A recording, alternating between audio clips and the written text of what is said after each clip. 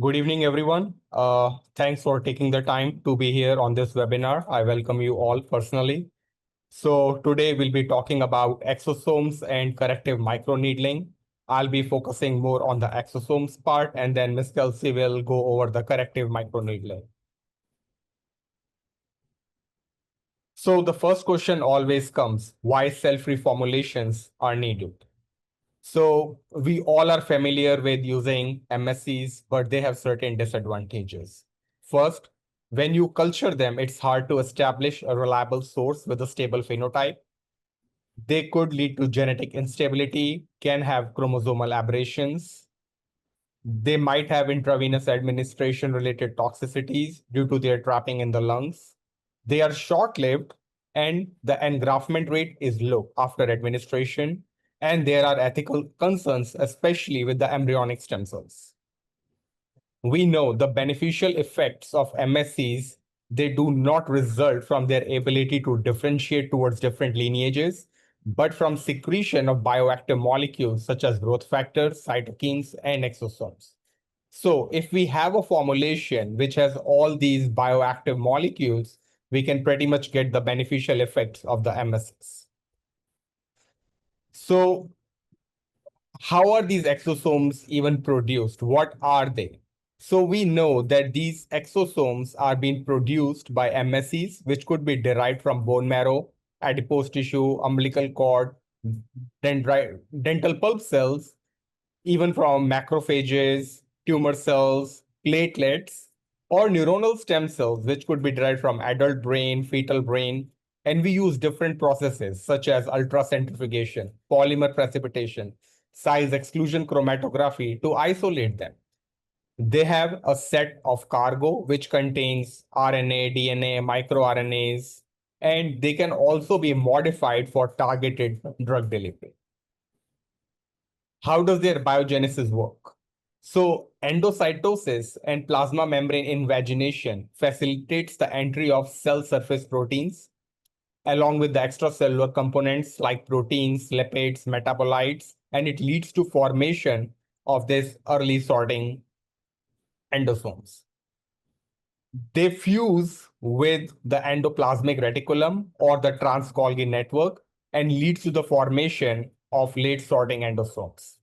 Then there is a secondary invagination in it, which can lead to the formation of the multivesicular bodies.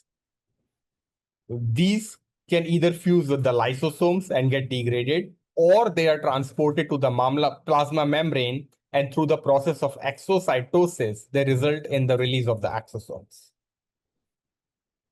From literature, we know they have applications into various fields such as orthopedics, neuro, plastic surgery.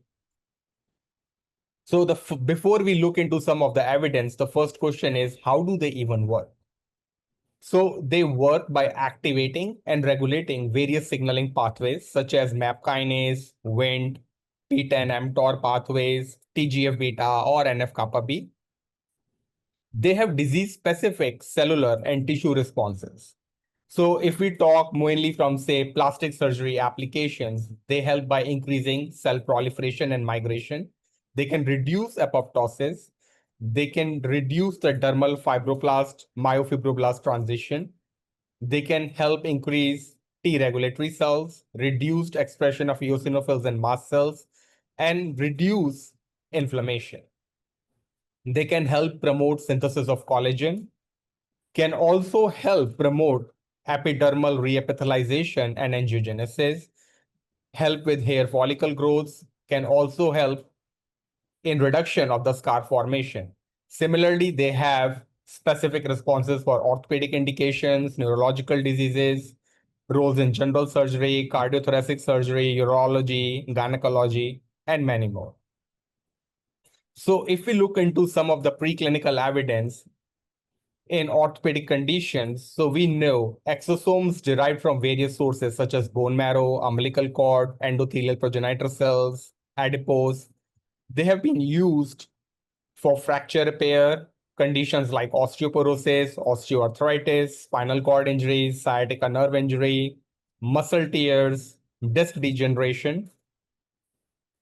Neurosurgery is a hot topic right now. So they have been used for ischemic stroke, traumatic brain injury, Alzheimer's, Parkinson's, MS, TBI, among many others. So when we do suppression of systemic inflammation or we're talking about neurodisorders, so one question always comes, can exosomes cross the blood-brain barrier and help with neurological conditions or even to suppress systemic inflammation?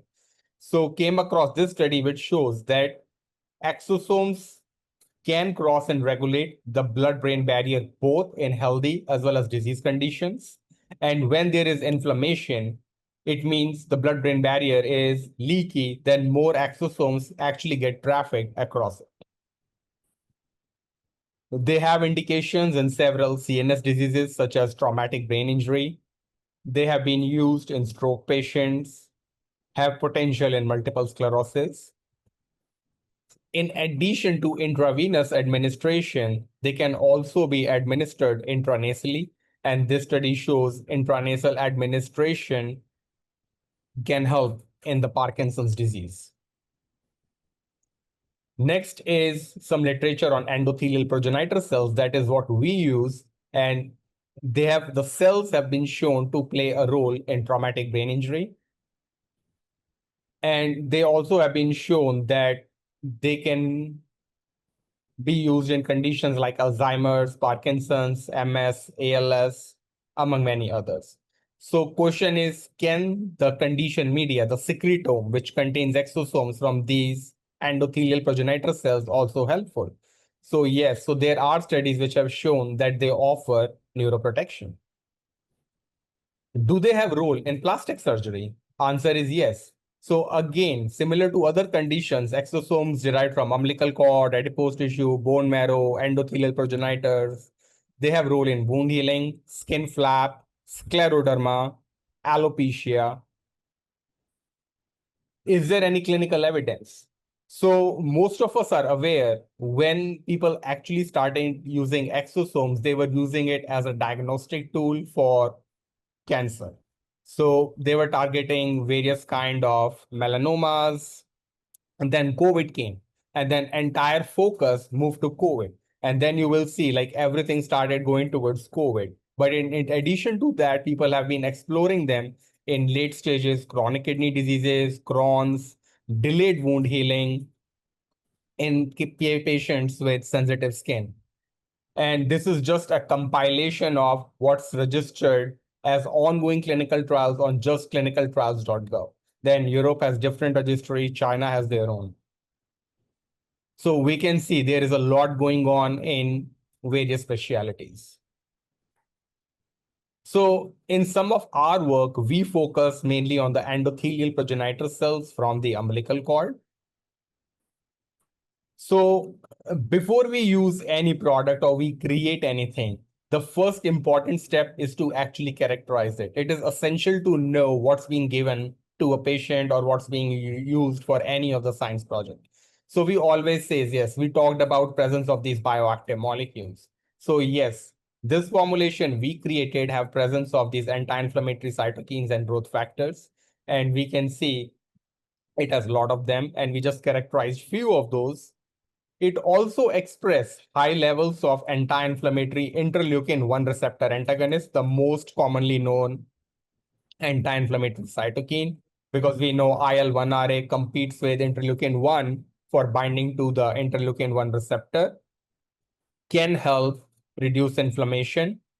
And another one to note is the presence of TGF-beta-1.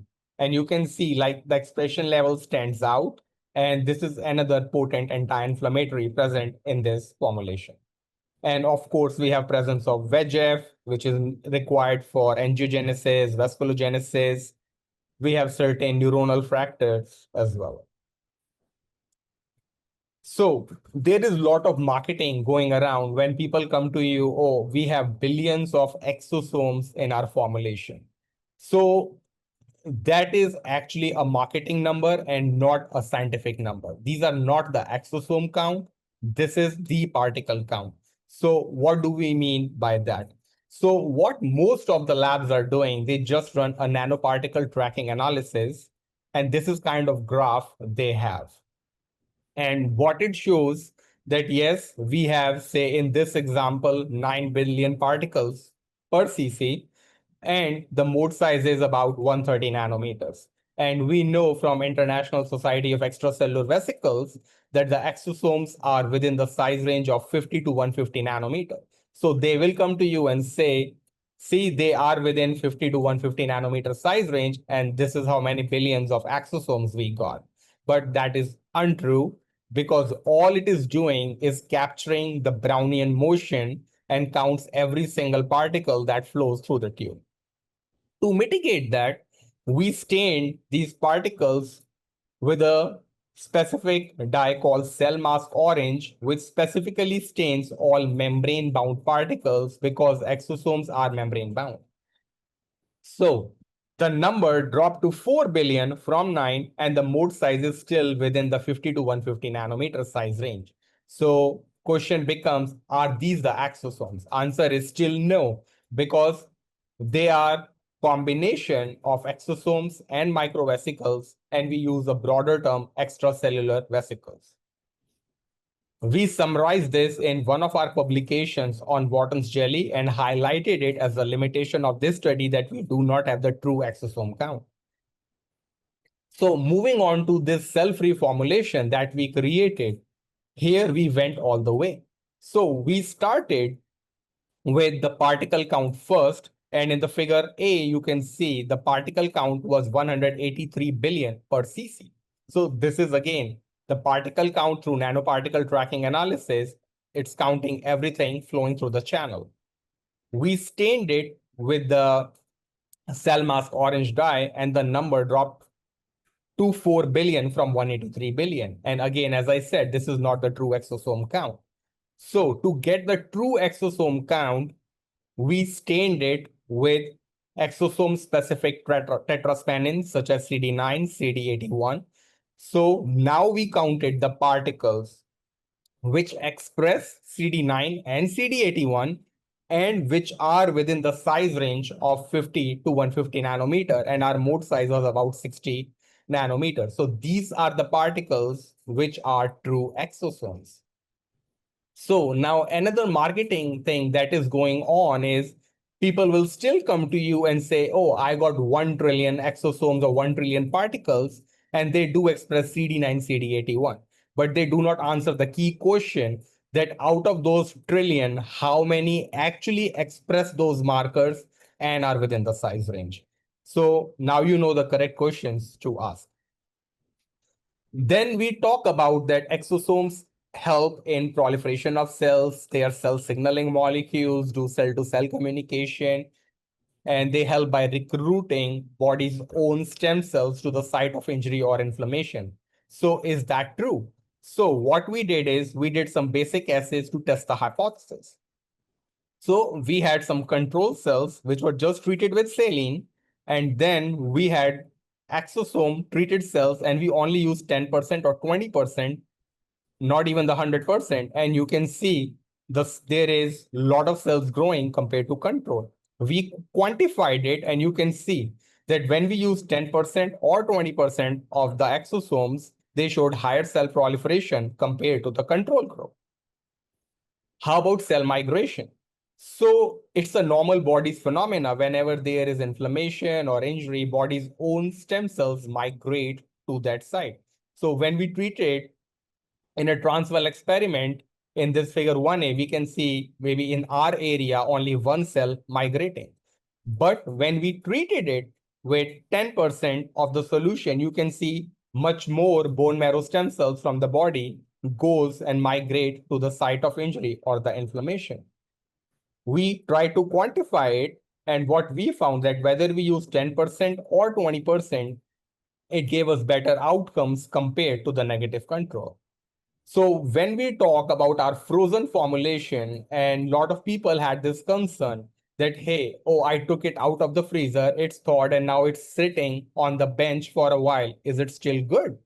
So to check that, what we did, we actually heated our formulation and we tried to inactivate it. And what we found is, yes, it is less potent compared to the properly kept formulation, but it still works better than doing nothing.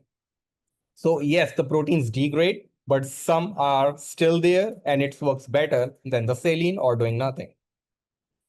We summarize these results in a published paper in International Journal of Molecular Sciences, and this is the only paper to date which characterizes the exosomes, and this is just not like made up data.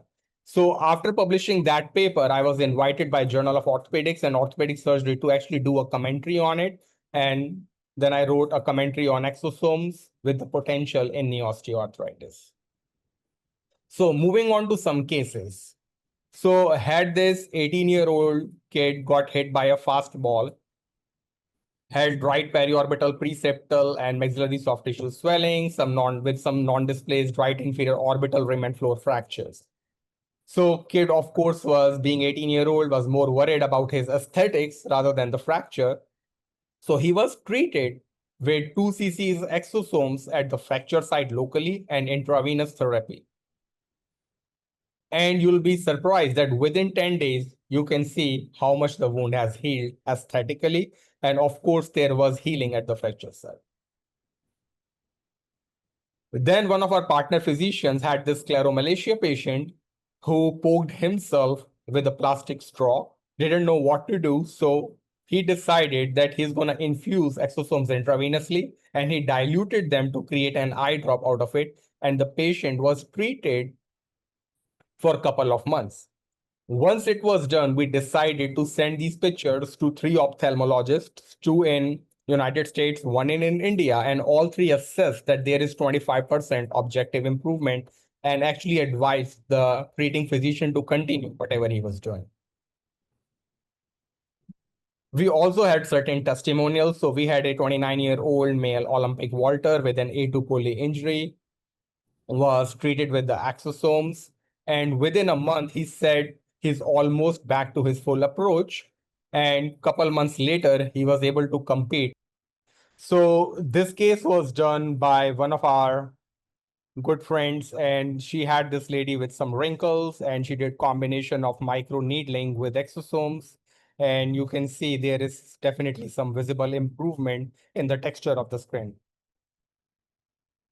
She had another patient with melasma and did the same strategy of using microneedling with exosomes. And again, we can see some good improvements. And does this combination play a role in facial pore reductions or improvement on skin textures? I don't know how many of you have seen this paper yet or not. So they had these good 3 cases. So first is like a 32-year-old female, and these images are taken 3 months apart, and we can see there is significant improvement in the pore size as well as the skin texture.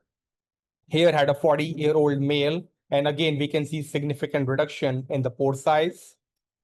55-year-old female, and we can see significant improvement in the pore reduction as well as the skin texture got better. And in all these cases, 3 sessions were done at 4 weeks interval. Moving on, the next case is of hair regeneration, again done by my good friend Dr. Martin. And we can see, like he showed 2 cases to me, and we can see significant amount of hair growth with CCL. Recently, I was actually invited to do a manuscript in World Journal of Stem Cells, and we decided to choose the topic of stem cell derived exosomes for hair regeneration. And we recently got the notification that this paper is accepted. So once it's out there, I'll be more than happy to share this paper with all of you. Another question that we face often is, do lyophilization of exosomes work? So answer is yes. If done properly, then only they work.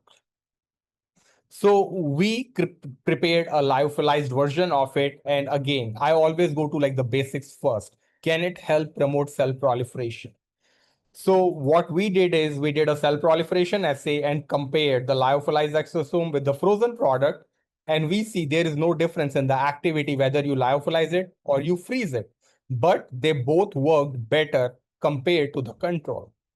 So in this lot, what we did is we did not add any additives. So most of the dermats, aestheticians, plastic surgeons, or even some pain doctors who are used to handling Botox, they are okay with that because they are used to seeing that clean film of Botox at the bottom of the vial. But when you show the same vial to orthopedic surgeons, they're like, oh, you just sent me an empty vial. It has nothing. And they all like to see something. So what we did between tree hallows or mannitol, we tried and decided to add mannitol to it for better stability of the product. And we again wanted to see that we all know mannitol is neutral, does nothing. But again, we wanted to check whether it affects the efficacy of the product. And we had similar results whether we keep the frozen or we lyophilize it. There is no difference. And activity was significantly better in terms of cell proliferation compared to the group which had no exosomes in it. Does it work clinically? So one of our other partner physicians decided to test it just on a shingles patient and applied it topically using a spray atomizer. And within 3 days, we can see some good qualitative results. And I've been doing more work. So we have done some papers for musculoskeletal indications using exosomes for rotator cuffs, low back pain. Also did a study on wound healing. And we were also involved in like writing some papers when the COVID came, use and highlighting the use of exosomes there. And this is my last slide. And so a lot of people who do a lot of research, especially in MSK, they always struggle like where to publish their work. So I'm the deputy editor or the section head for a lot of pain and the orthopedic journals. And I also do once in a while some guest editing work for some journals and create special issues focusing on MSK indications with emphasis on regenerative medicine. So if any one of you is working anywhere, need my help, I'll be more than happy to help. And with that, I'll close my presentation and I'll be happy to take any questions you may have. Okay, folks, we are going to transition to our next segment with Kelsey. The floor is yours. Thank you all for joining us this evening. I'm going to be presenting corrective microneedling. What is corrective microneedling? Corrective microneedling with the MD Pen Ultra utilizes uniform vertical insertion to generate microchannels up to 324,000 per minute, activating dermal regeneration pathways and improving transdermal delivery.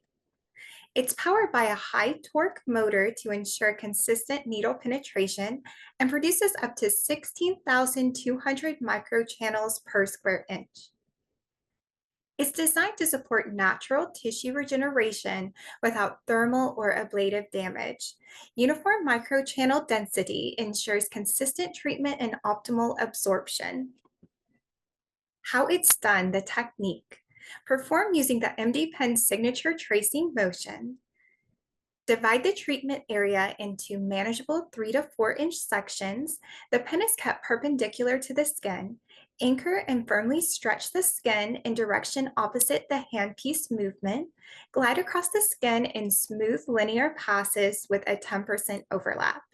Apply the biologic immediately after microchannel creation. Why it works, biological and delivery benefits. Microchannels remain open for minutes post-treatment for enhanced absorption. It supports the delivery of biologics like exosomes, PRP, and growth factors. It stimulates collagen 1 and 3, fibroblast activity, and angiogenesis. Minimal inflammation promotes faster healing and better tolerance. Thank you all for listening. Excellent. Thank you, Kelsey, very much. Okay, great, doctor. There are questions in the chat here. Is it topical or injectable? So can be done both ways. And info on nasal administration for Parkinson's. So yeah, Jill, I would say if you can reach out to me one-to-one, I can share all those available literature with you and can also share like some of the protocols that we know may help. Is it contraindicated in patients with autoimmune diseases?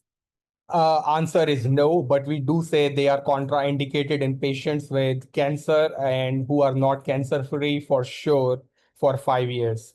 They may help, may not, but this is something we don't think it's worth the risk. And the reason for that is even if somebody is in remission, there are chances that they may have some dormant cancer stem cells. And these cocktails have growth factors. So we do not want to feed the wrong cells. So only contraindication we go by is cancer. What's the maximum sessions for treating deep acne scars? So again, the deep scars, depending on how long they have been, how bad they are, you may want to consider doing a dual treatment of injecting as well as combining it with microneedling. Sometimes it requires to even break the scar tissue using the needles. And depending on the severity, you decide number of sessions. As far as the product safety is considered, even if you do 10 sessions, they are 100% safe. So won't have any issues if you have to do multiple sessions.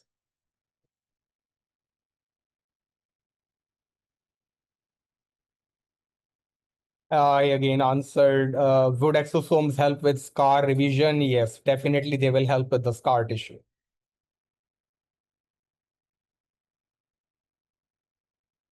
It is not possible for us to tell.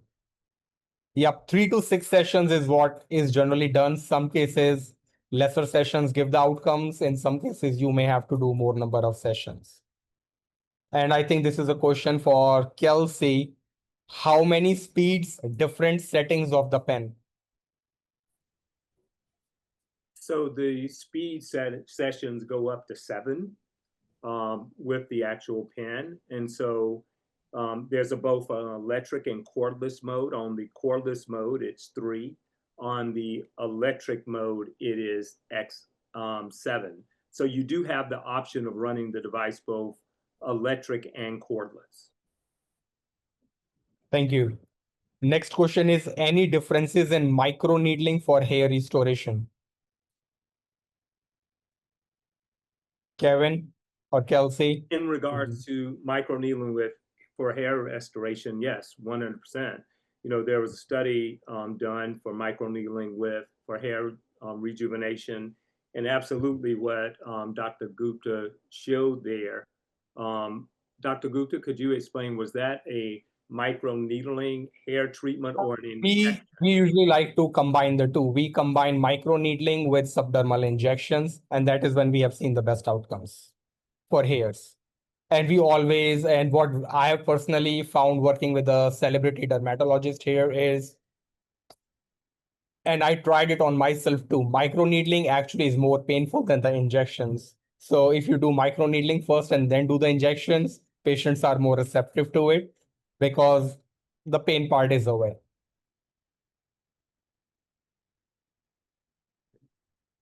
Does the freezing lyophilization have any effect on the exosome membranes? No. So as I said, if you freeze it properly or you do the lyophilization correctly, you won't damage anything.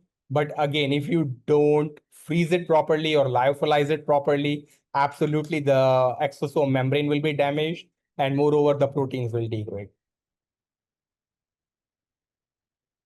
Can RN administer exosomes if we have medical director? Yes, you can, as far as you have a supervising medical director, and whether you are an RN, nurse practitioner, PA, absolutely you can do it.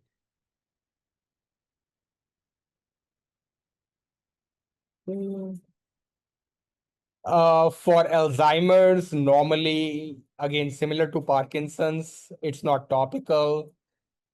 It involves combination of doing it intravenously, and if the provider is skilled enough to do an intrathecal injection along, that yields the best outcomes. And intranasally can also be combined because intranasal administration also helps cross the blood-brain barrier.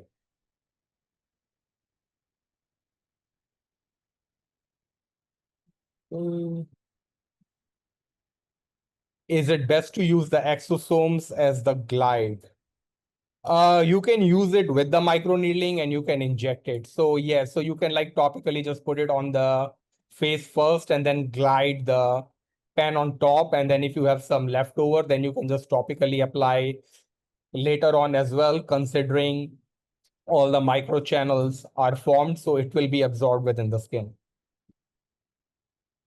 There is a question. Can we discuss more about exosomes? Is it offered through MDPen? Yes, Kevin, can you take that? I believe these exosomes, yes, we have will be offered through MDPen, correct? And Stevens actually was going to go over, and I'll just make this comment that we actually have a special promotion for those of you that enter in the chat. Put your information in that you want to be contacted, and we have a wonderful promotion for you for the actual exosomes, along for those of you who don't have a microneedling device. We do have a promotion for you also. Awesome. Yes, thank Is you, Devin. We're going to put that link in the chat here so you can have a chance to win that. Thank you, Doctor. Yeah. Is there a chart which exosomes work best for certain treatments? So yeah, I'm definitely happy to discuss one-on-one with you, Jill, like which concentration you should be using in one case. It's not one shoe fit all approach. So depending on, say, grade of alopecia or degree of scarring, that's how we decide what to use. Kevin, this one is for you. What's the recommended depth for treating deep acne scars? And what can patient expect after multiple treatments? So typically, with your acne scar treatment, it's going to be between 2 to 2.5 millimeters, but it solely depends upon the depth. And as you notice, we talked about gliding with the actual device. The beauty of this system is you can glide over those areas, holding the skin taut as you're going through.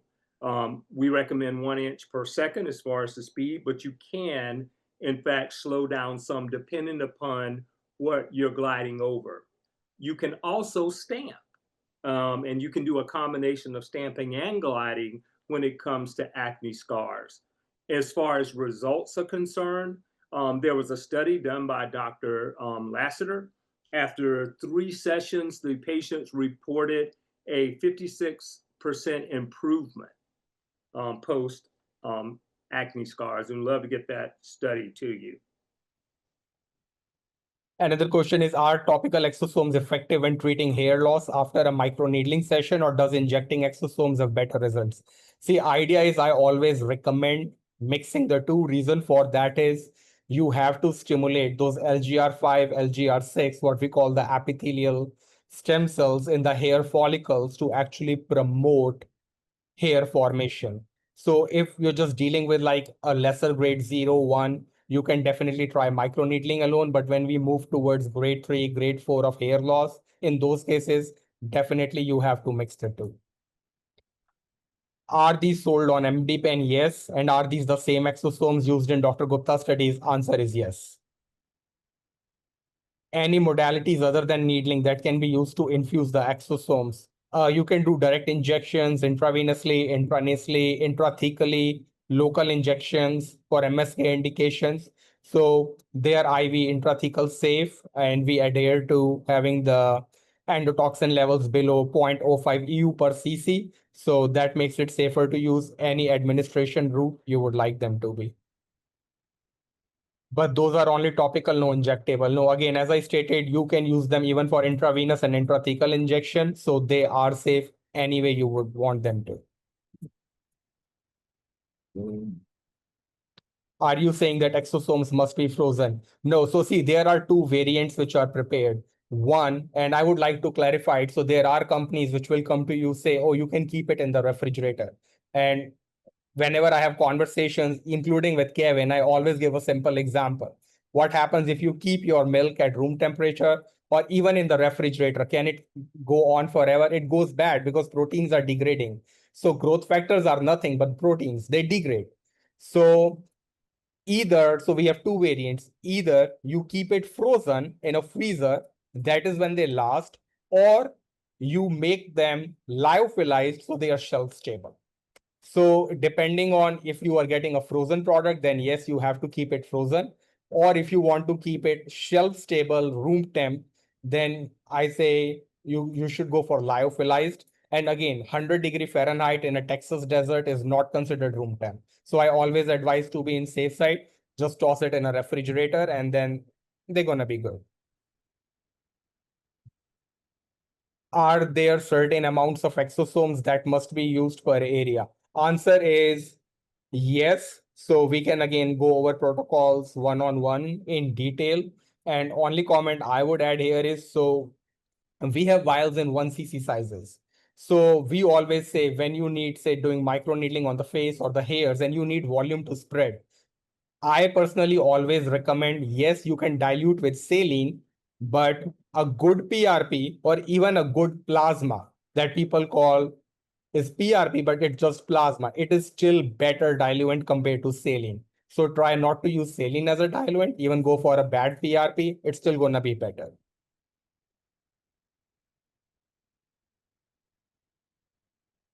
Miss Laurie said she would like to be contacted regarding the exosomes. So Kevin and company, you can keep a note of that. All right, Dr. Gupta, thank you so much. We are just going to reinforce that we have the promo and we would love to hear from you. We have a survey at the end of this meeting. So please give yourself a chance to get this promotional offer. And I just want to thank you, Dr. Gupta, and also Kelsey for participating in this program. And we'll Yeah, just we have wait. so many. Yep. Let's try to wrap up. Yeah, I will just say, like, I think Stephen is going to provide you the link. So anyone who has interest in the microneedling pen or the exosomes, they'll be directed to the correct channels and you can order from there. And I would just say, like, if I did not answer your question or I missed it, or if you have any questions, want to go over in detail with me, please let the teams know and they can actually help schedule a one-on-one call with me and we can go over in detail and I'll do my best to answer any questions you have. All right, over to you, Stephen. Okay, great. Kevin, is there anything else to add here? No, we're great. Thank you so much. Excellent. Kelsey, thank you so much. Dr. Gupta, thank you so much. We all enjoyed ourselves and we hope to see you soon.